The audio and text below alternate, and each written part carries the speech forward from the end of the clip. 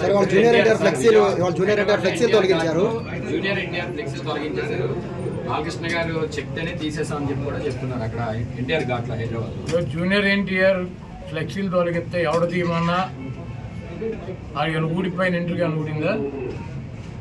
వాళ్ళ నీచమైన బుద్ధి. ఎన్టీ రామారావు పేరు చెప్పి భజన చేసుకునేటువంటి కుటుంబ సభ్యులు ఎన్టీ రామారావుని పెద్ద ఎన్టీఆర్నేమో చంద్రబాబు కోసం దించారు. జూనియర్ ఎన్టీఆర్నేమో సిగ్గు లేకుండా బాలకృష్ణ మళ్ళీ అల్లుడి కోసం ఈ లోకేష్ పప్పుగడి కోసం సర్వనాశనం చేసేటువంటి కార్యక్రమం పెట్టుకున్నారు. ఇటువంటి బాలకృష్ణలో ఇటువంటి చంద్రబాబు నాయుడు 1000 మంది వచ్చినా కూడా జూనియర్ ఎన్టీఆర్ ఊడిపోయినటువంటి ఇంటర్ కూడా బేయలేదు. మరి వచ్చే ఎన్నికల్లో కొడాల నానికి డిపాజిట్లు కూడా రావు అని చెప్పేసి టీడీపీ నేతలు ఇవాళ సభ ద్వారా మేము ప్రూవ్ చేస్తామని చెప్పి టీడీపీ నేతలు. చంద్రబాబు 2014 ఎన్నికల ముందు 3 సభలు పెట్టాడు గుడివాళ్ళు. అప్పుడు కూడా ఏ సొల్లు కబుర్లు. కాకపోతే పోటీ చేసే అభ్యర్థులు మారారు, వచ్చి ప్రగల్భాలు చెప్పే సొల్లుగాళ్ళు మారారు. 2019 ఎన్నికల్లో కూడా కొడాల నానికి డిపాజిట్ లేకుండా చేస్తాను 3 మీటింగులు పెట్టి ఇటువంటి సొల్లు కబుర్లు ఈ సొల్లు నా కొడుకులు సొల్లు పోరానని చెప్పారు. మళ్ళీ 2024 వచ్చింది, మళ్ళీ అభ్యర్థులు మారారు, మళ్ళీ మాట్లాడేవాళ్ళు మారారు. ఈ గుంటనక్క మాత్రం వీడు ఇంటే ఉన్నాడు. ఇప్పుడు 2 మీటింగులు అయినాయి, ఇది 3వ మీటింగ్ పెడతాడు ఎన్నికల్లోపు. నా ఊడిపోయిన ఇంటర్ కూడా పెడతారు. ఉమ్మడి కృష్ణా జిల్లాలో వైసీపీ ఖాళీ అయిపోతుందని కూడా చెప్తున్నారు సార్. మొత్తం జాయినింగ్స్ వరుసగా ఉన్నాయి. ఎక్కడ పెట్టుకోవాలో కూడా మాకు తెలియట్లేదు. ఎక్కడ సర్దాలి ఎక్కడో కూడా పెట్టుకోమండి. బాబు కొడుకులు 2 పుస్తకాలు పెట్టుకుంటారు కదా, ఎర్ర బుక్కులు, అక్కడ పెట్టుకోమనండి. బాబు కొడుకులు ఎర్ర బుక్కునే చించి తోసుకోమని చెప్పి కదా, ఎర్ర కూడా ఎక్కడో చోట తోసుకోమని చెప్పారు. జన సమీకరణ రాకుండా పోలీసులు అడ్డుకుంటున్నారు అని చెప్తున్నారు. అసలు చంద్రబాబు గుడివాళ్ళు ఎవడొస్తాడు? కాదు, చంద్రబాబు గుడివాళ్ళు పట్టించుకునేవాడు అటు దొంగ 420 గడు అని తెలియదు. మా గుడివాళ్ళలో మాకు ఎన్టీ రామారావుని అంత మహోన్నతుడిని పార్టీ నుంచి తొలగించి ముఖ్యమంత్రి పదవి కొట్టేసి మా ప్రాంతం వాడిని సంకనాకి ఇచ్చేసినటువంటి వెధవీడు అని తెలియదు. వీడికి ఎవడొస్తాడు? చంద్రబాబు నాయుడికి జనం వస్తారా?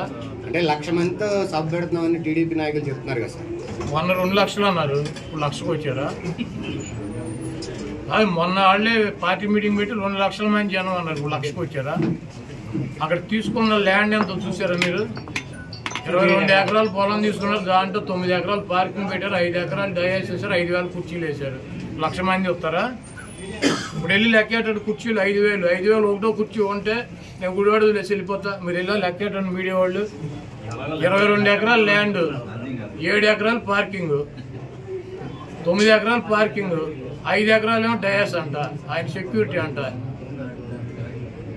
వేసి 5,000 కుర్చీలు వేసి 1,00,000 మంది వస్తారు. 5,000 కుర్చీలు 1,00,000 మంది కూర్చుంటారు. అంటే ఒక్కొక్క కుర్చీలో 10 మందిని కూర్చోబెడతారు. ఏంటి ఇవన్నీ సొల్లు కాపులు. 5,000 మందికి అక్కడ ఏర్పాట్లు చేశారు. చంద్రబాబు మాట్లాడే 3,000 మంది ఉంటారు.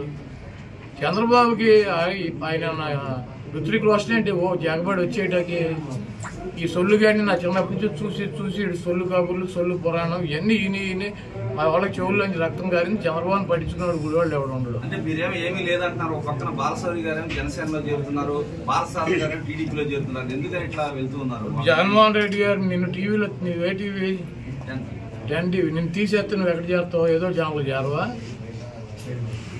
ఇంటికాడ కూర్చుంటావా? ఆయన వేరే చోటుకి వెళ్ళమని వెళ్ళారు, ఆయన చెబుతున్నాడు కదా. ఎవరు వెళ్ళారు? ఎవరు వెళ్ళింది? ఎవరు? నేను కూడా వెళ్ళా. ఎందుకన్నా మనందరం కలిసి ఉన్నాం కదా, కలిసి ప్రయాణం చేద్దామని చెప్పి. అవునే, ఆయన తీసేసాడు, మేము ఉన్నామని అడుగుతాం. పీకేసేది మేం కాదు కదా.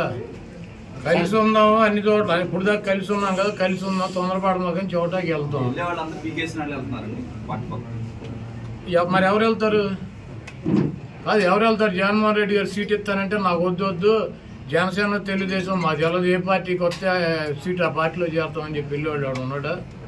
అది జగన్మోహన్ రెడ్డి గారు పీకేసిన వాళ్ళు తప్పించి పక్కన పెట్టిన వాళ్ళు తప్పించి ఎవరు వెళ్ళారు చెప్పండి? ఒకటి పేరు చెప్పండి. జగన్మోహన్ రెడ్డి గారు నేను సీట్ ఇవ్వను నీకు బాగాలేదు అని చెప్పినాడు తప్పించి ఎవరు వెళ్ళారు చెప్పండి? ఒకటి పేరు చెప్పండి. లేదు మాకు చంద్రబాబు దగ్గరికి వెళ్తామని చెప్పి వెళ్ళినాడు ఎవడు? ఒకటి పేరు చెప్పండి.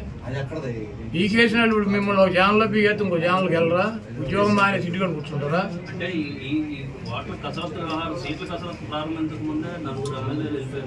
వాళ్ళకి అప్పుడే చెప్పాడు అసెంబ్లీ అంటే ఎమ్మెల్సీ ఎన్నికల్లో నేను తీసుకెళ్లి లోపల తీసుకెళ్లి సర్లే చూస్తానని చెప్పమంటే నేను సీట్ ఇవ్వనని. మీరు రామాయణం ఎంత రావుడు సీత ఏమవుతుందని నేనేం చెబుతా? కాదు, 4 ఏళ్ళు ఆ నలుగురికి అసెంబ్లీ జరుగుతూ ఉండగా ఓటేసే ముందు నలుగురిని తీసుకెళ్లి ముఖ్యమంత్రితో మాట్లాడిచ్చారా? మాట్లాడితే నేను సీట్ ఇవ్వలేను మీకు, మీరు కబూలే పలిగిపోయారని చెప్పాడా? వాళ్ళే బయటకు వచ్చి చెప్పారా నాకు సీట్ ఇవ్వను అన్నాడు, అందుకని చెప్పి మేము వేసామని చెప్పి మళ్ళీ రామాయణం అని తిని రాముడు సీత ఏమవుతుందంటే అప్పుడు నలుగురైనా ఎప్పుడు నలుగురైనా జగన్మోహన్ రెడ్డి గారు సీట్ ఇవ్వనంటే వెళ్ళిపోతారు. రాష్ట్రం అంతా గొప్పగా అభివృద్ధి జరుగుతుంటే ఆయా ప్రాంతాల్లో అభివృద్ధి జరగక ఎమ్మెల్యేలు తీసేస్తున్నారు. ఇప్పుడు మీ ఛానల్లో నిన్ను తీసేశారు అనుకో, అదే మీ ఛానల్ పనికిరాందని నిన్ను తీసేసినట్ట, లేకపోతే మీ ఛానల్ సరిగ్గా వార్తలు వేయట్లేదని నిన్ను తీసేసినట్ట. నేను అడిగేదాన్ని సమాధానం చెప్పు. ఇప్పుడు నీ ఛానల్లో నిన్ను తీసేశారు నేను ఒక్కనే అంటే మీ ఛానల్ సరిగ్గా వార్తలు చూపించట్లేదని, మీ వార్తలు సరిగ్గా కవర్ చేయట్లేదని, మీ ఛానల్ పనికిరాందని నిన్ను తీసేసినట్ట. ఇప్పుడు బిహేవియర్ ఉంటుంది, ఒక ఎమ్మెల్యేనైనా ఒక ప్రజాప్రతినిధి బిహేవియర్ ఉంటుంది. లేకపోతే సామాజిక సమీకరణాల్లో అక్కడ ఉన్నటువంటి సామాజిక సమీకరణలో మిగిలినటువంటి వాళ్ళకి అవకాశం వచ్చినటువంటి పరిస్థితి ఉంటుంది. ఇదన్నా ఒక రాజకీయ పార్టీ ఒకరినే పెట్టుకుని 365 రోజులు ఇక ఎలక్షన్ వచ్చేటల్లా అతనికే సీట్ ఇవ్వాలని రాసి ఉందా? తెలుగుదేశం చంద్రబాబు నాయుడు అడిగెత్తాడు, ఇప్పుడు నలుగురిని మార్చాడు నా మీద. ఇప్పుడు వెళ్ళి అడగండి. అదే ఇప్పుడు నేను